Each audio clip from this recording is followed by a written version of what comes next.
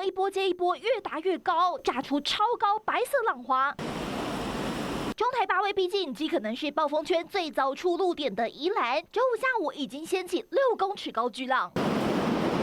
同样在宜兰乌石港的浪也很惊人，只见海浪翻涌，狂拍小波块，甚至翻越瞭望塔。不少观浪民众啧称奇，肯定是会担心的，比去年大，绝对比去年明显，因为去年也有来。8位暴风圈预估周6清晨接触陆地，虽然降为中台，但环流依旧庞大，外围云系几乎是台湾的3倍大，塞满整个画面。可能在明天的凌晨1、2点左右，它的暴风圈就会开始碰到宜兰花莲的这个陆地。从今天的深夜过后，风雨最强的时间点要开始发生，整个中北部很有可能会发生大豪雨，甚至超大豪雨。中南部及澎湖周6转成迎风面之后，降雨更明显。风雨最大的北部和宜兰山区累积雨量上看900毫米，平地也有400到700毫米，而中部山区雨量上看800毫米，南部平地也有150到300毫米。大概明天下午有利于整个西北风灌进来台北市区，感受到的这个风雨就会很明显，比10级再稍微强一点，已经有机会造成一些破坏的状况，比如说树被吹倒或是招牌掉落。气象署最新风雨预测显示，周6全台20县市